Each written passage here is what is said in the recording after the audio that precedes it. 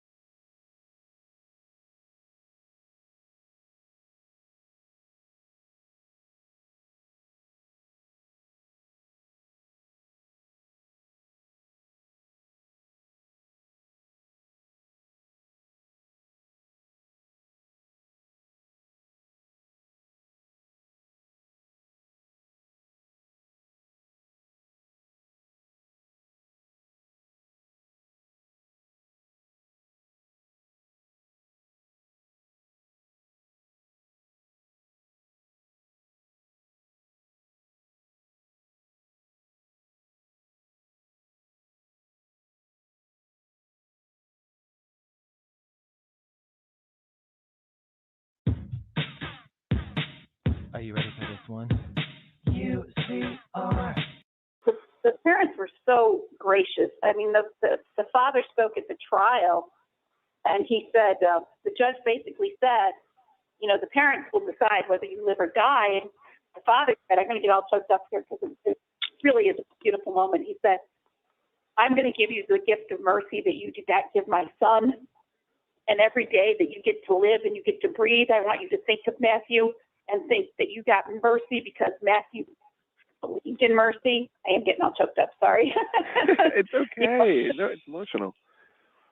Really beautiful speech. But, you know, I mean, to be so enlightened in the face of this tragedy, I was so moved by it. Well, I think that's what we can all hope for if something like that were to happen in our family, that we could have that kind of, right, you know, rapport. I mean, it's something like we've talked about on the show many times, and, you know, you guys haven't been here for it, but when we talk about the death penalty, and I am always like anti death penalty, because I don't feel that any of us have a right to choose whether somebody lives or die, no matter what they did. Like, I don't feel like that's us playing God, and it's just not. Right. I don't know. Like, you know, it just bothers me. And wrong. It should be wrong no matter who you are. Yeah. Well, I'll tell you. I will tell you this: until 1994, when my daughter was murdered, I didn't believe in the death penalty either. But I'll tell you what I do now. And I get, you know, and I know your story. I know your daughter's story, so I know it's something that's very, very close to you. And, you know. Yes, and I understand where the father, you know, would get up and give that, you know, being able to forgive that easy. And, I don't know if he forgave him. I don't know that he forgave him. There was a lot of anger in the speech, at least the way it was delivered. He showed mercy. He didn't forgive him. He showed mercy. Yeah. He was pretty angry. He said every single day, and it came out with a lot of anger. Every single day that you take a breath, I want you to think of my son. You know. Right. Yep. The fact that you did not give him mercy. No. So I don't think it was forgiveness. I don't think that was, but it was enlightened. I really think. Well, for I don't me, know. I My think mind it's almost did more change after torture. I lost my daughter. I think it's almost more torture. I didn't know that. I'm sorry. No. Well, that's the great thing about this show. It's like we all don't know. You know, everybody doesn't know everybody. So it's a great, you know, it's a great discussion to have because we all come from different walks and different views and different generations. And, you know, Debbie has this amazing, well, it's not really amazing, but, you know, she has this view on something that was very, very tragic to her. And we've talked many times about it. I don't know what you want, if you want to share some more or if you're comfortable with it or. Well, it's just that my daughter was shot in the back of the head. And in 1994, when she was killed, the highest degree was second-degree murder. And in 1995, they brought the death penalty back. And if he would have done that in 1995, he would have got first-degree murder. And I, however, like I said, for a long time, I didn't believe in the death penalty. But my views have changed, and I believe that the punishment should fit the crime. And we adopted her two little girls at that time, and they don't get to know their mother. And he gets to sit back and he sees his family, and two of my daughters can't see their mother. And I just believe that the punishment should fit the crime. And I know a lot of people don't believe that, but it'll be 20 years. It's 20 years this month, the 18th of this month, that she's been gone. Well, and I mean, the thing is I don't know if any of us have had somebody murdered in our life, so I think it's a different situation, you know. But for me, I think I would want them to kind of have to stew in their own shit, really, and think about it every day. Actually, they don't, Jeffrey. My idea is they get better health care, right, and everything else than seniors, and there's homeless people out there, and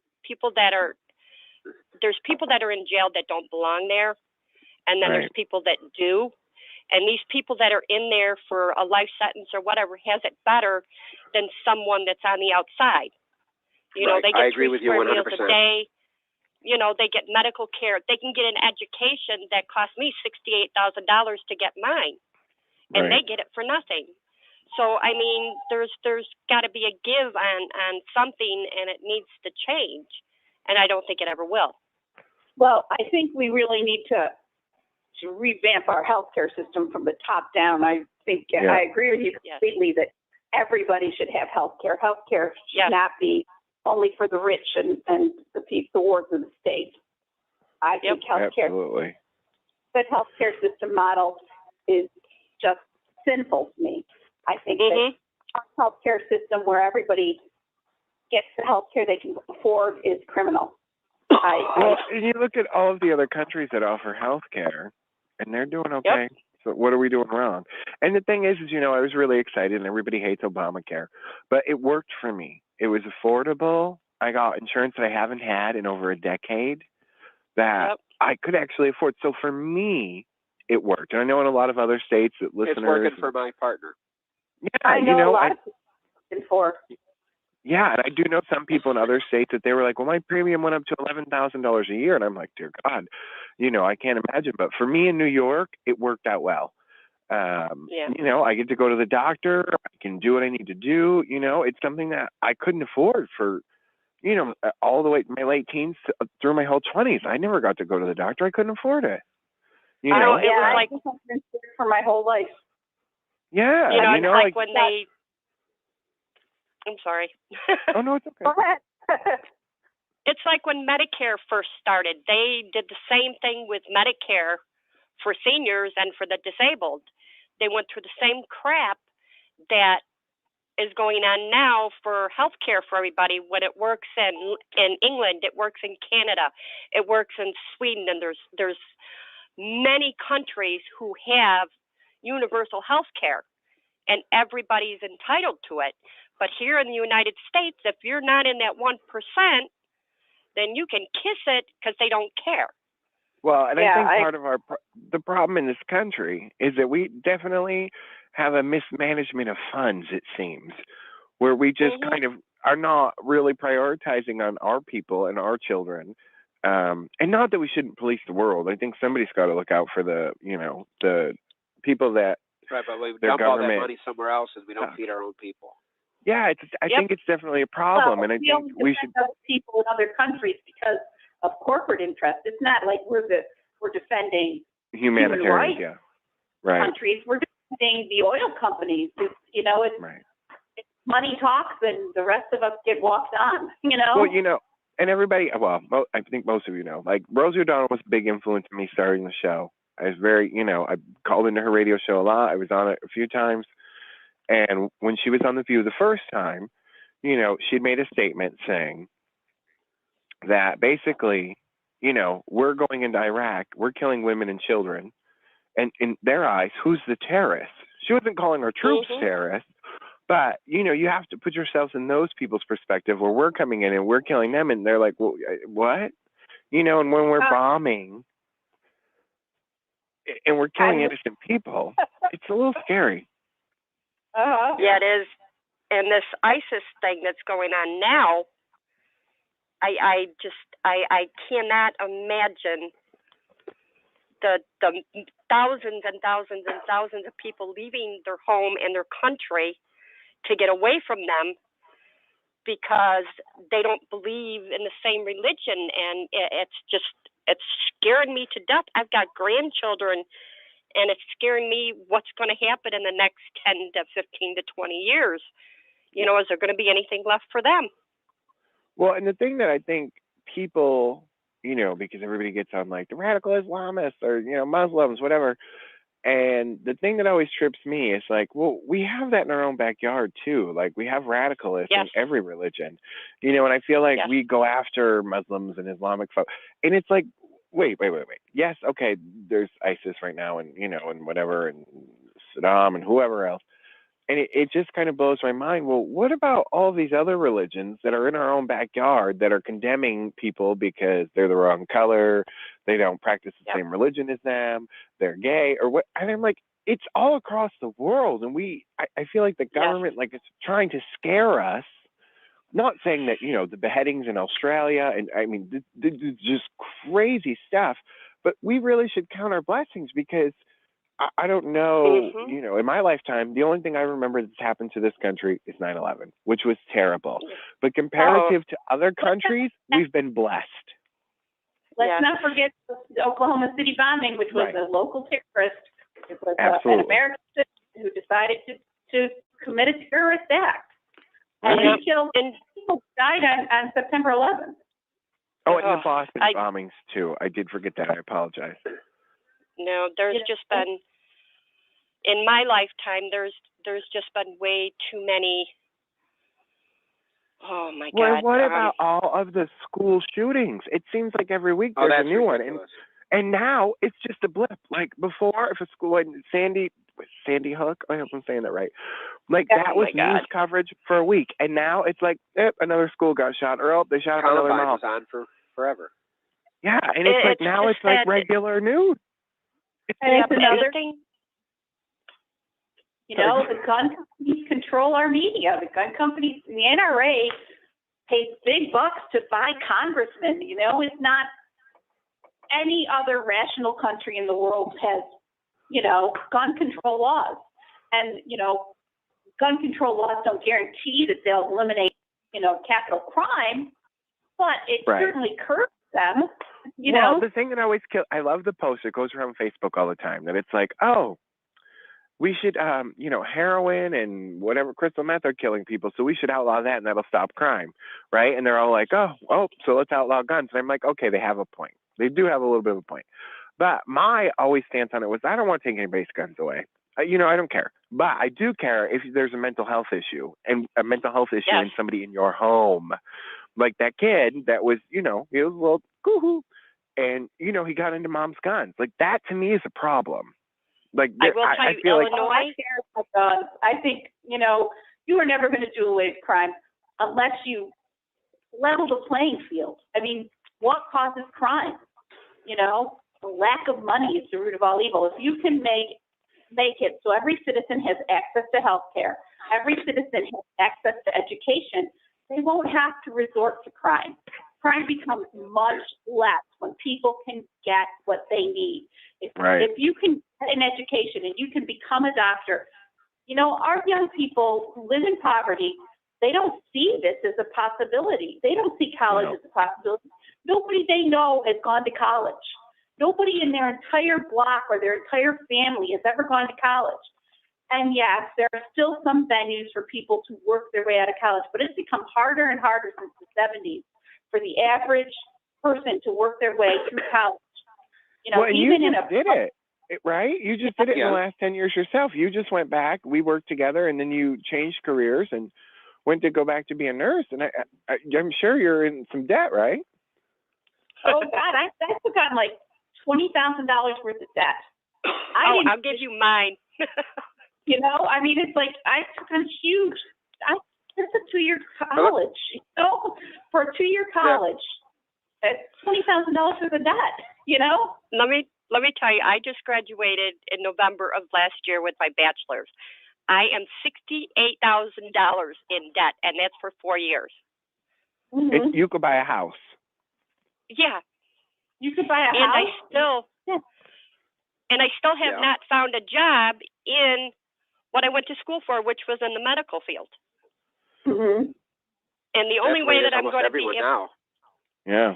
And if I want to be able to get a really good paying job, I have to go for my master's in psychology.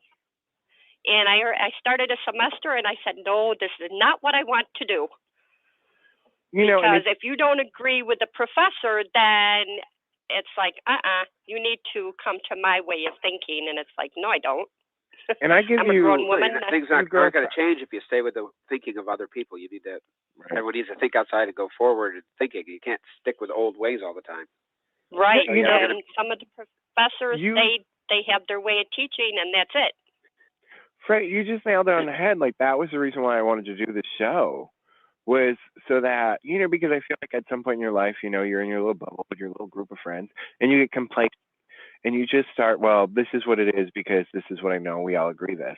And that was one of the things that I always thought was fantastic about any kind of show like this, is that somebody always has a different view and a different take. So you have to constantly keep learning and keep evolving. Because if you don't, we end up repeating the mistakes that we've done throughout history since they've been keeping records. Like, it just kind of blows my mind that people get in this little bubble. And unfortunately, it is a lot of impoverished places that, there's no income, and it's the way they were raised, and the whole neighborhood's like that. And, the answer is to go sell drugs because that's the easiest thing for them. And but Jeffrey, if you want something bad enough, you're going to go and get it. No, and I understand that, but we didn't always have a lot of money, and I told my kids that you can do whatever you want. If you want to go to college, I'll work 2 jobs so that you can go. Well, and I agree with that. I grew up on the west side of Syracuse. But some people are working 2 jobs for minimum wage and just to feed their kids.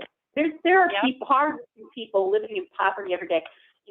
I mean, color me a liberal. You notice proudly. We need to raise the minimum wage. We need to help. We need to make it so anybody who works 40 hours a week is not living in poverty. Yep, I agree 100%. I agree with that. And I'm going to jump back to what I said earlier. You notice when the crime rate goes up is when the economy is at the worst. Think locally, Jeffrey. How many banks got robbed? Right here around where I live in Cicero. Right. We just had banks bang, right down the street, it seemed like, got robbed. All in the same week. And it was, that's when the economy, every time you see the economy go bad, you're ready to turn the TV on and see what bank got robbed today. Well, I wish I could remember the quote exactly, and it's from a movie, of course. You know me and my movie thing. It was like Drew Barrymore was, what was it, Ever After? And she was getting pissed off at the prince, and she said something to the effect of, so let me get this right. You first, give these people no other option to steal, and then you punish them for doing exactly what you basically led them, it's their only option.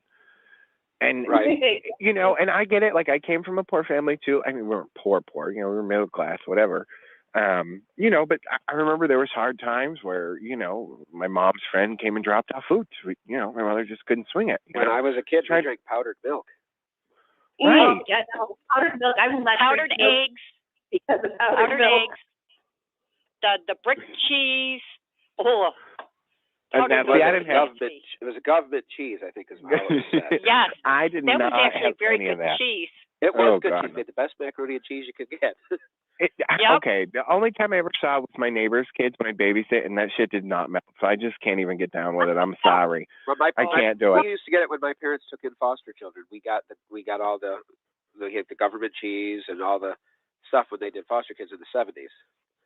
Yeah, we had it at the ARC, Jeffrey. Do you remember getting it at the ARC? Yeah. That was my favorite thing. We had to feed. I would do a lot of grocery shopping, and I had to feed 4 grown adults off of $100 a week.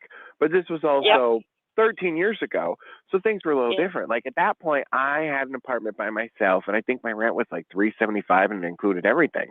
I was only making $850 or so. Well, we made $827, $8, something like that. But you could still get by. Where now, the thing that kills me is people are still making that, but now for a 1-bedroom apartment, it's $700 a month. Who the fuck are we kidding? Plus utility. People can't put food on the table. They can't put gas in a car. They can't afford a car payment. And then obviously with the daycare, I run into this all the time. They have, people can get assistance. Now it doesn't matter how many kids you have in the family, but you have to meet an income criteria. And they lowered it a couple of years ago to basically $30,000 a couple could make. And if you made under, I think it's 32 actually. 32,000, you can get assistance.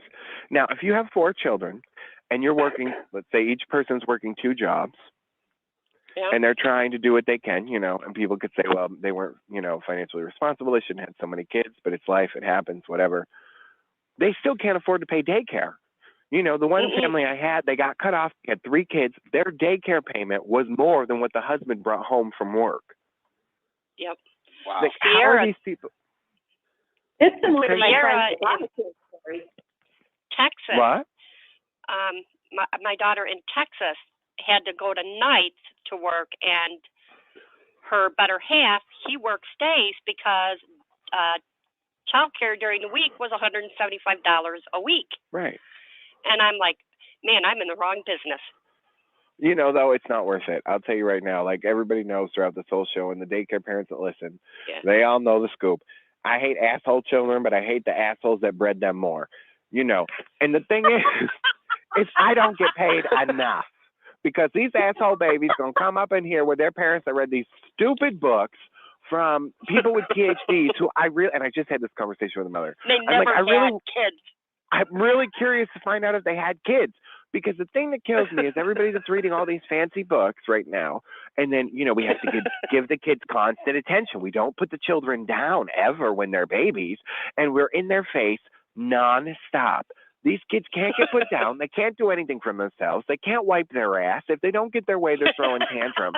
You know, I look at Tori Spelling. I love the bitch. I want to be her. That's the reality show. I'm going to have the blue bedroom just like her. But I look at her little boy. You want to beat her. No, be her. And I look at that little boy throwing fits on the red carpet, and I'm like, you need to spank that little boy's ass. And you know what? I was a firm person against spanking, but I'm like, you know what? I really, really, really have come to the conclusion, and everybody else we know in daycare, same thing. Not that, you know, they're not our kids, so, you know, it's not something that we're going to do. But parents need to be parents and stop being their kids' fucking friend. Because I agree, we're all 100%. screwed.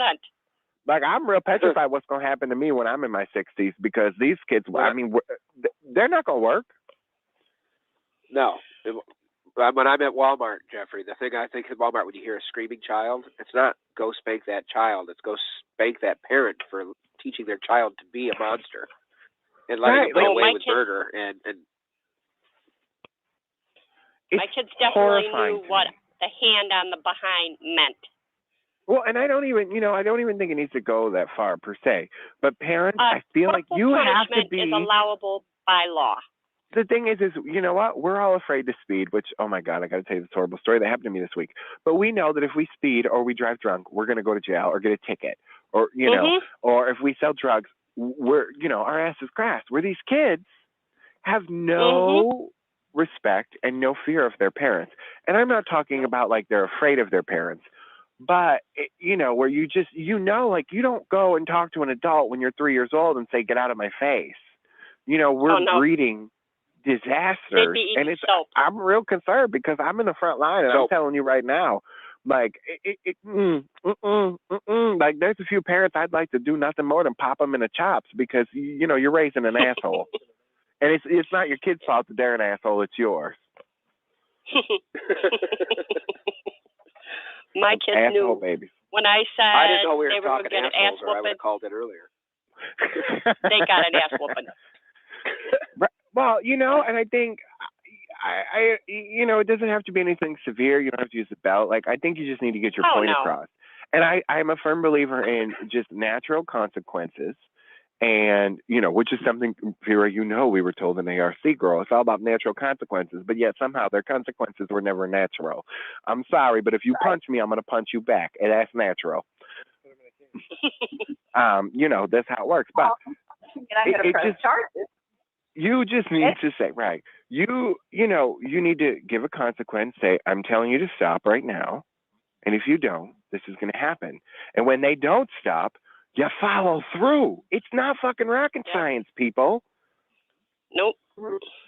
Not at all. It blows my mind. But I got to tell you, so this week, right, I've got the kids. It's homecoming. We got to go shopping, buy all these dresses, and I'm a bad gay because I'm not into shopping. I hate it. I can't be bothered. Maybe if I was skinnier, I'd care a little more, but I just don't right now. It's just not a good time. So I got the girls. We're going to look. Joey. Right? No, because, no. We did that last year and it didn't work out.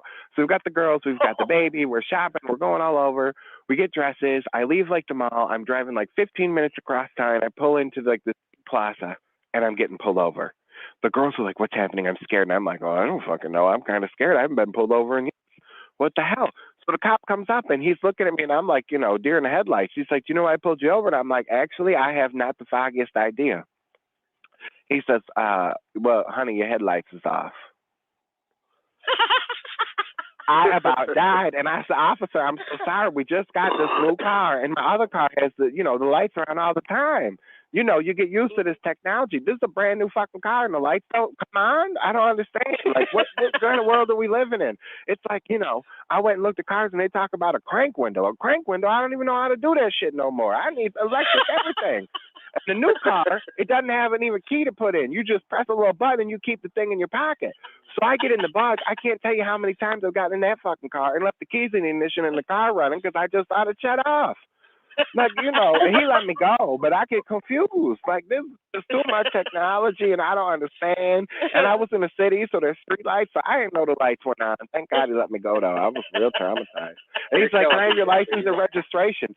I don't even know where that shit is. I haven't been pulled over. I know it's somewhere in the car, but I don't know. He's like, "These your kids?" No, I picked them up by the corner. I'm taking them home to do manual labor. Well, come on over here. I need some yard work done, Jeffrey. Right, I'm telling you. You know what? Everybody talks shit about the immigrants, but fuck you people, because these people have never lived in Arizona. When you can go to the gas station, pay somebody $5, and they'll come over and do your whole yard. It's fabulous. You know what I'm saying? You're feeding like a family of 10. Like, they know how to budget. Maybe we need to take a lesson from the immigrants. I'm just saying. Nobody gets pissed when the Canadians are coming over here, but God forbid you got some color in your skin. Coming over here, absolutely. It's prejudice. There's nobody standing up and saying, "Oh my God, look at all those Irish that are pouring into Boston and New York City through the Canadian borders." Nah, only the brown people coming across the southern borders. They're the problem. Absolutely. It's horrific. And when I lived in Arizona, like, I'd never, I'm from New York. I've never seen anything like it. And, we're driving down one of the main streets and there's like a gas station. Of course, unemployment's across the street, which was the big joke. But, not knowing at the time, I was young, like, I didn't get it. But, I'm like, what's up with all the Mexicans chilling outside the gas station? Man, so, well, they wait there and you can, pay them some money and they'll come, do some handiwork around your house. And I just remember feeling so bad, and I'm like, it really kind of is horrific to me that we can't make room. And, these people are fleeing their country because they think our country's so great and we're all crying that our country sucks. But imagine what it's like for them to have to leave their country because that blows. And if their country blows, like, it's got to be way worse than what we got going on. So why can't we figure out how to make room for them? Like, I don't understand the problem. Is it because they're a different color? Because they don't speak English so well? Like, get over yourself.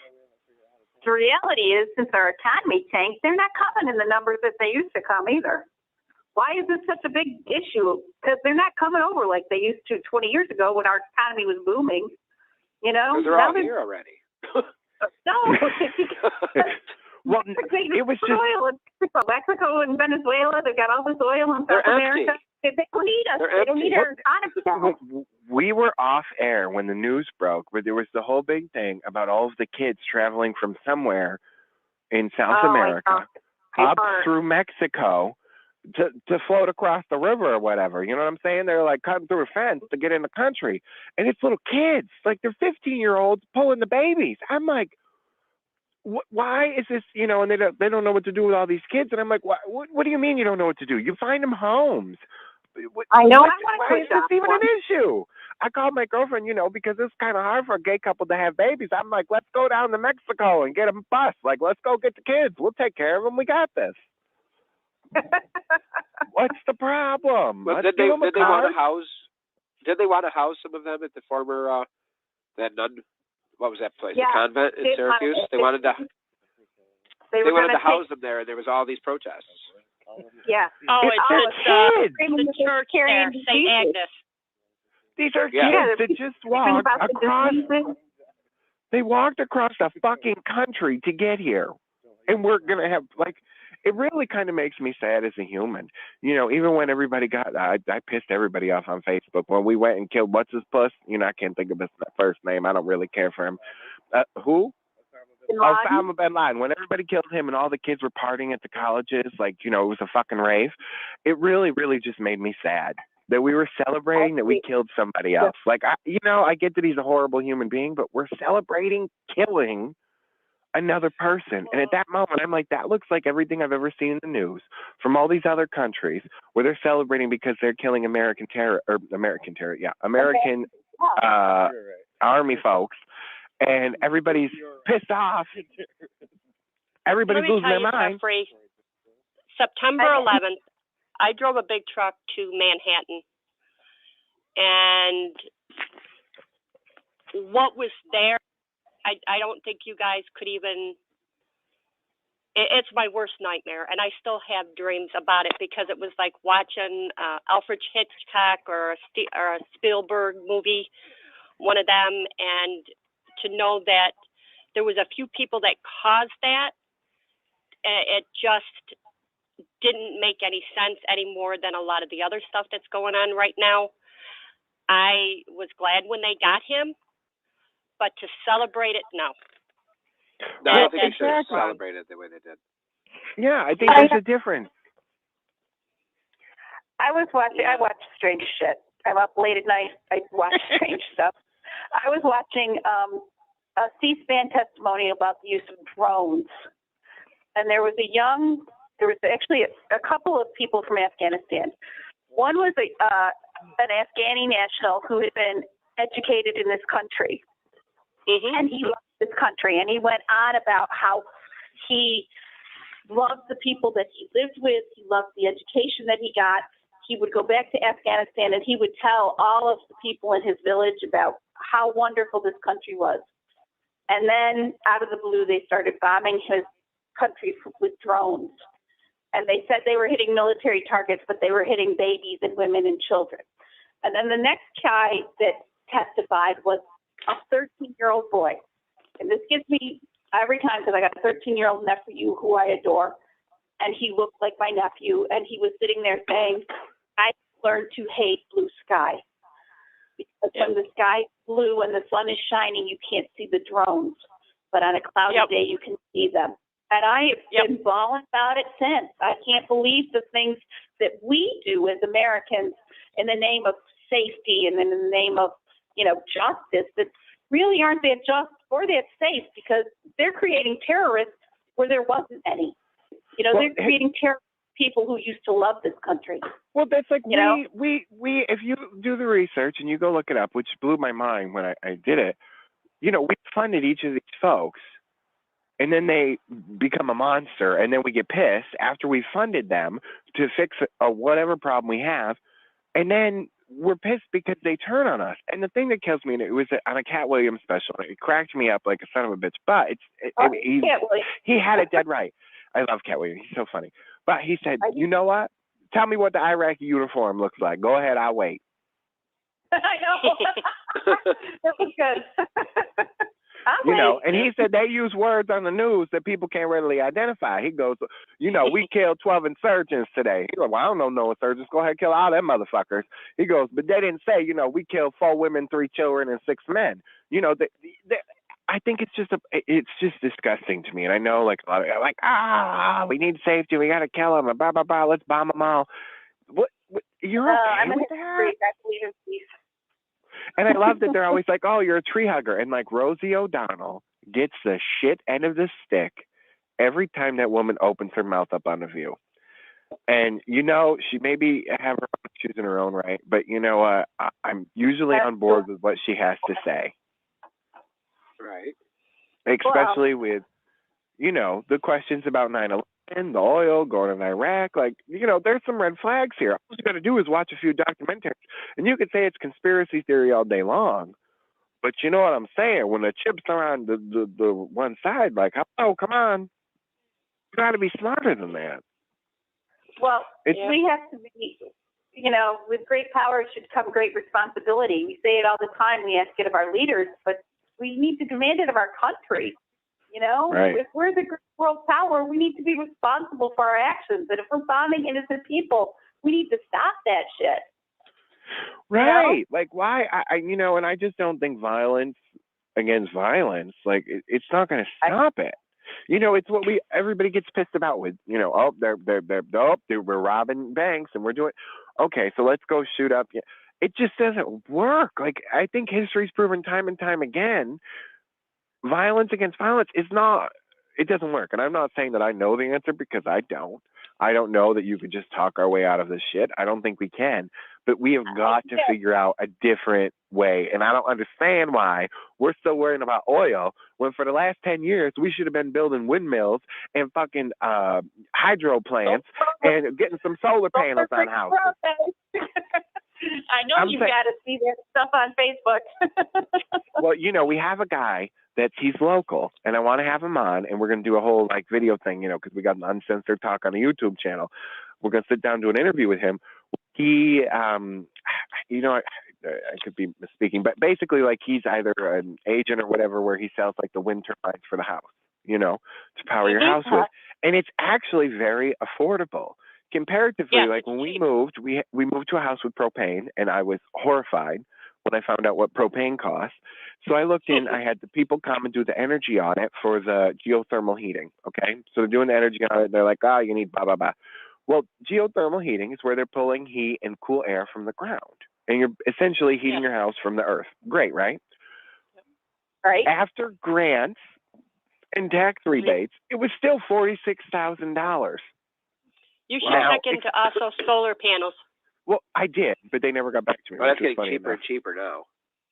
But the thing that kills me is this stuff should be more affordable. Like, this should be a viable option. Like, at this point, we know that we're damaging the earth with fossil fuels. What the hell are we doing? Get profit on sun.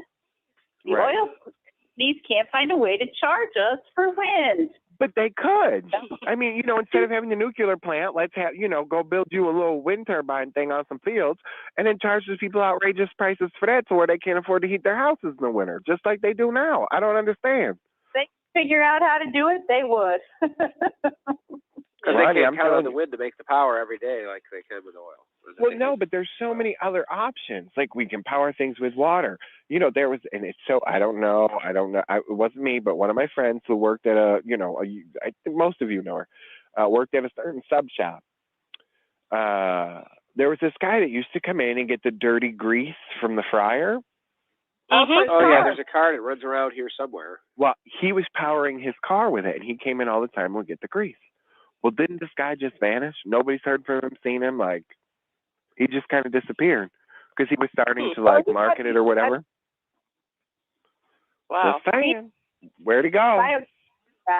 There's lots of, you can find articles on how to convert any diesel car into a biodiesel car. But well, it's going to come down the street smelling like a French fry. Well, that'd be all right. Make people want to go to McDonald's. Yeah. Right. Oh God, that's a whole other bag of bullshit. It's really traumatic. My friend's daughter dated a guy who had a biodiesel car. His car always smelled like French fries. That'd be cool. Good thing somebody didn't stop like at the fish store on Fridays. Oh, speaking of that, before we keep going, because I always forget to do this plugging thing that I'm supposed to do. I'm not real good with this stuff.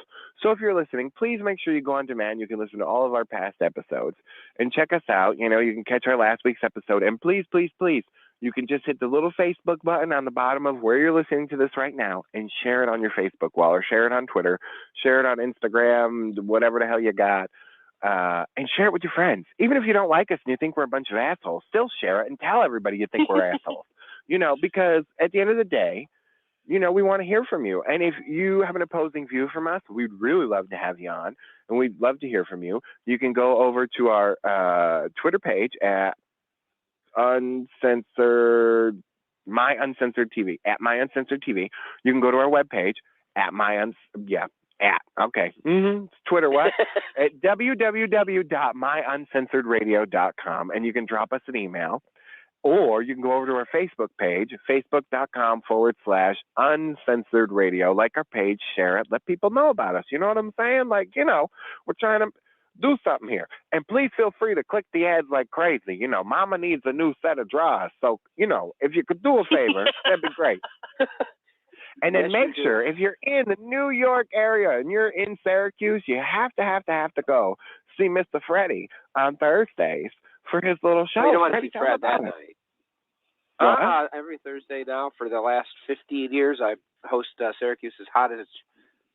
That's a new word. College Thursdays. Right now, our venue is Trex at 323 North Clinton Street. It's 18 and over every Thursday night, and it's a riot. I bring the best talent I can from all around New York State for a fantastic drag show. So, and the music is great with DJ James spinning. So, and I'm just saying, it'd be a little more fabulous, Freddie, is if maybe we did a little live thing, and all the co-hosts from the radio show that were local came out to the show one night, and we could hang out with them. I think it would be all right. Could you imagine? I'm gonna have to call in on Friday, but I'm like, let's do it. Let's all go out, and girls, let's you can't call in. I go to work. I do my boy job on Friday. I'm at work at 9 o'clock Friday morning. But I don't get home till 3 a.m. I can't go out anymore. I used to perform like Freda's. Well, Freddie, his drag name's Frida. He's the reason why I got into all this mess. I told you guys kind of last week. But now I can't go out unless I'm drinking a little bit because I can't handle the crowds. And then I get really pissed when I go, and I realize I'm the old dude now. That when I was going, it was like, oh no. What are you doing? I'll be designated driver. You're going to be the designated driver. That works. Yes. Jeffrey, you shouldn't be nervous in the crowds. I'm not going to pick on you, but, you did say you like to, you're a big girl now. I am. It's a little traumatic. So don't worry about the crowds. Just push right through. Well, I did that back then because I used to do the shots. Like, I just kind of plow through them. So, like, when all my friends would go to anything or any kind of fair or whatever, they're like, Jeffrey, you take the lead. And I just start pushing people out my way. Like, you know what I'm saying? You just sitting there talking to your girlfriend about, Thursday night at 8 was playing. And we ain't got time for this, bitch. We're trying to get to the next venue. You got to get out my way. But I'm saying, like, I think, we should all go out. I think it'd be fun. We could maybe get on the mic with you a little bit and tease you and, talk about the show and we could see what the gays are about. You just let me know when, definitely.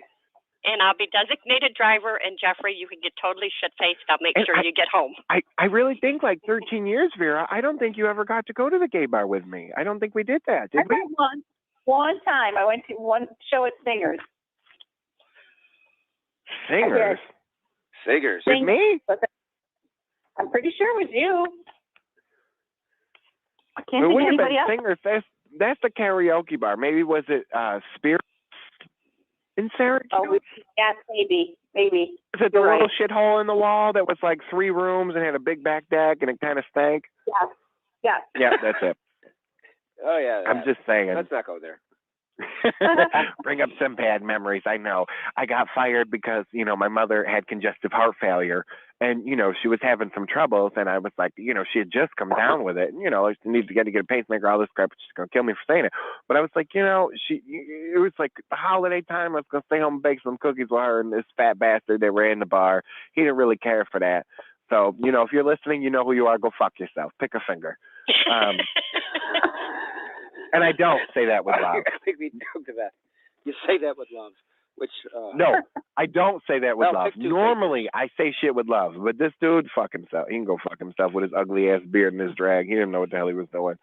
But anyway, so make sure you go check that out and go like Frida's page.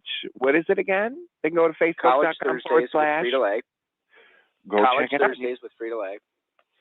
Go or like you can also just find us. I like it. Absolutely. I went on and added a whole bunch of our friends onto the uncensored requests as well. So fabulous! I know you gave me on the page. We gotta catch up. It's so hard, kids. You don't realize. We used to do the show 5 days a week. Now we're down to 1 because it's like it's a lot of work. You guys don't realize, like, to clear your schedule and to really make this function. Like, well, the longer listeners know, but it's a challenge, So, but I can't be more thrilled, and I think we've had some great conversation tonight, kids. I don't know about y'all. Yeah, I've had fun. Yeah, I mean, we still got about 11 minutes left, but I'm telling you, I'm getting a little frightened because this whole living in the country thing has been a little bit traumatic for Mama. Okay, I can't believe you're living, Jeffrey. My little niece. That. What? You got my little niece. Something. I do. Critters? It's traumatic. There's fucking animals everywhere, and I like them, except when they're bigger than me. I do love the deer. I like to go throw them apples. What? I love animals. You do live in the boonies. The creature under the sun has the right to live. They just can't fucking live in my house. Right? Well, that's kind of where I'm at. Well, the thing is, it's like anything in my house. The thing is, it's like, I don't know what it is since the fall changed. Like the last week, all of a sudden, every time you go outside, you hear the leaves rustling, and there's animals all over the place. So today, I take my little niece out because she wants to do senior photos. I get this camera. I'm like, well, look, let's give it a whirl. So we're going out in the woods. The poor bitch has got a prom dress on, and she's got these heels on, and we're tromping over logs, and she's climbing up walls and trees and shit. Well, all of a sudden, there's 5 deer 10 feet away from us, and I'm like, bitch, don't move. Because, if they come charging, topic too. I'm out. Bitch, you're on your own. You got heels and you're in the woods. You better take your shoes off and run, sister, because you are on your own. I will plan your eulogy, but, baby, I can't stay. You said deer, Jeff. You just made me think of something too that I saw in the news. I think yesterday or Friday about that preserve there, or the military where used to keep all the nuclear weapons and stuff, and they don't need it no more, and they want to put the property back on the tax rolls. But with all the white deer.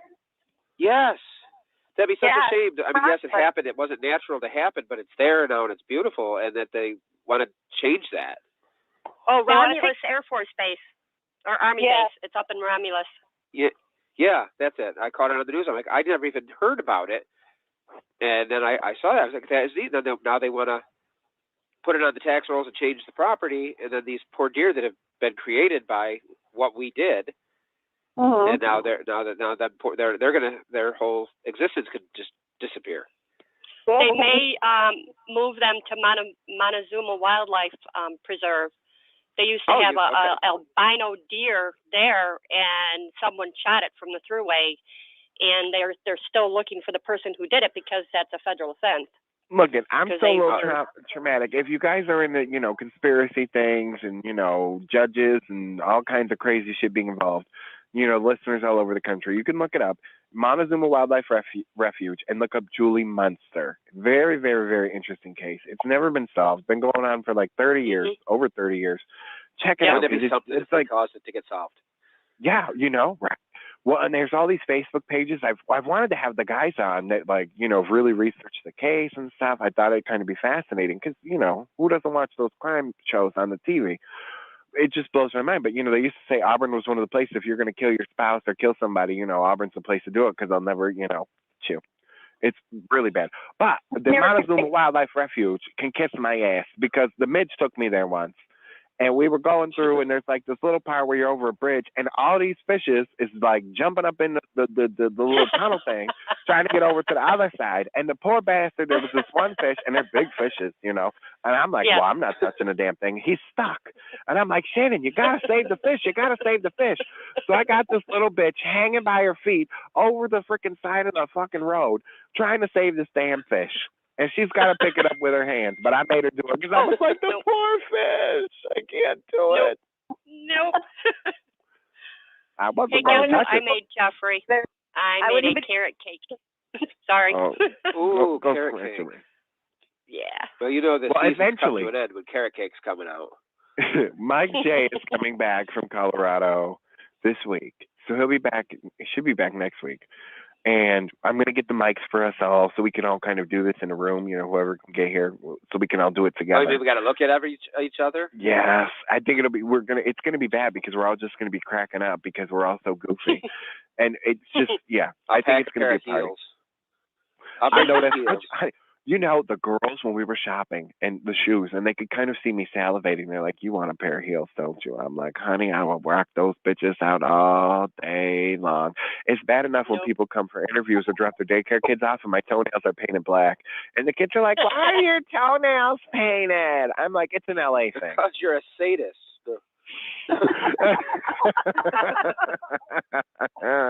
I'll be in sweats and a sweatshirt, and you guys can all wear your little heels. Hey Jeffrey, as long as you supply me with that goblet-sized glass of wine, I love that he's talking like it's a goblet. Like I didn't even bust out my fishbowl for him yet. And the thing is I know how Freddie loves red wine. Years ago, there was this Christmas party. And I found out a little more about Freddie than I needed to know. But I'm telling you, by the end of the night, this bastard had to be wheeled home. You had to be wheeled home in like a. I didn't I was You were in wheels home. I zigzagging. started to walk, and I was because everybody tried to tell me I didn't know how to get to my house, and I know where my house is, and I had to walk didn't know it, and I if you know knew that night. I know where my house was. No matter how drunk I was, I'm in the neighborhood. I could walk. It might have took me longer because I was going from left side of the road to right side, back and forth. But they wanted me to go the long way, and I was going the short way, the long way about it. But that night we knew Freddie because the poor bastard, his teeth were purple. It was fantastic, and I get it because now I'm like, what's the night without? Is that the time I thought I could smoke? Is that the time I thought I could smoke a cigarette, and I went down and had somebody's cigarette, and then that put me over the top? Yeah, it just doesn't work out for you. Yes, and that's why I learned that you have this nickname called Beer Can. I'm just going to leave it at that. Oh, shit. Well, here's the thing. Because we have Mike J on the show, and everybody knows his nickname is the Donkey. Okay, because we have our little catchphrase on the show, and you guys are new, so let me clue you in. You didn't make me spit food across the table. And for the new listeners, so Mike J comes back. You hear the theme song. If you go on our YouTube channel, you can hear the whole thing in its glory. And it talks about Strangerwood. So we kind of were trying to be a little bit more delicate about the things we talked about because we started to get a little raunchy for a while. Like the one night we had this thing where we pulled a map of all across the world, and for every country you could find out what the average penis size was. It was fantastic. But so we started talking about Strangerwood from boys. You guys can figure that out. And then Stranger Moisture. And then Mike, we call him the Donkey because we saw some photos and it was unnatural. There's nothing you could do but burp that kind of a thing. It's not something you could do on a regular basis. Like, I don't even understand it. So when I meet him, can I go, hey, Donkey? Yes, because we all used to do that. We actually, I wish I knew where I have sound effects of a donkey. And then we had poor Katrina. So she comes on like for her first night of the show, right? And Mike's got the soundboard. And it's this kind of thing. And the whole time I'm thinking it's this broad who I just met that joined the show. And I'm like, Jesus Christ, like she was on all that, she was a cast member on the show on Nickelodeon. And she's moaning all the time during the whole show. And I'm like, Jesus, this broad's an info. Like, what the hell? And then I didn't find out till the next show. It wasn't her. It's a sound effect that Mike J had. It was so traumatic. I felt so bad because I called Karen and I'm like, dude, what's wrong with your friend? She was moaning throughout the whole damn show.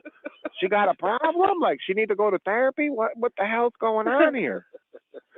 Oh my God. We had some, we had the whole cat fiasco where a cat got thrown in my house, and it was when Madison was on.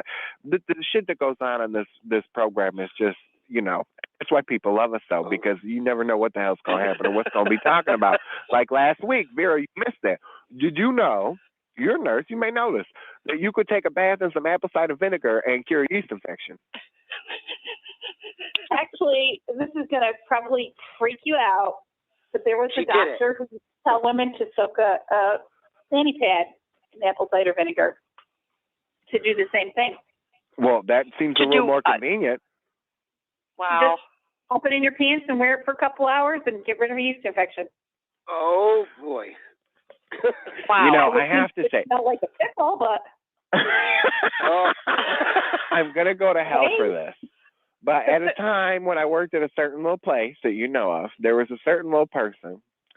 And I love this bra, because every time I came in, the bitch would tell me my hair was orange. And dear God, the poor girl hated bubbles. But the one day she comes home from her thing, and it's me and this other worker, and she's talking about, her nanny hurt. And I'm like, yo, I'm out. So I called the other girl, and I'm like, I ain't doing this. Well, the poor girl had put the pad adhesive side up. And later on in life, I heard the thing, like, remember adhesive side down, and I was like, no, bitch, you can't even say that because I witnessed it firsthand. And it was she was trying to kill two birds with one stone, Jeffrey. She was trying to wax and take care of it. I don't think she really cared about waxing. She probably needed to. I'm just gonna put it like that. God. It was a little traumatic. Like, yeah, I'm telling you, the things that we talk about on the show, it's not gonna get worse, kids. I'm like, what is this trying to? I am like enthralled. I'm having a hoot just listening to you guys talk. I need. And by the way, wow. Jeffrey, since Red Bull came out since I got that nickname, so Red Bull is better than beer can. Oh, you want to be known as Red Bull? Oh, we can't call him Pabst Blue Ribbon no more. treated with I'm like not known as rushing Red it. Bull. Wow. No, this has been a blast. We only got a few seconds, so make sure you go to our webpage. It'll be updated soon with everybody's pics and bios. There'll be great stuff coming. There'll be some video stuff, some good interviews. So make sure you check us out, myuncensoredradio.com. Click those ads, and we will, kind of like see you next time. So make sure you're tuning in every Wednesday, 9 p.m. Oh, and I forgot to tell you, the week of October 22nd, we're going to have a psychic. Marie is going to be joining us, awesome. and she's going to be doing your readings, and it's going to be a live special event. So make sure you call in. Not on the 22nd. We'll get it. We'll get it done. I'm going to be at your house. Well, she's not going to be here. She's going to call in. She's great. She's been on the show before. It's going to be a riot. So make sure you're tuning in. And, kids, we'll see you next week. Book of Mormon.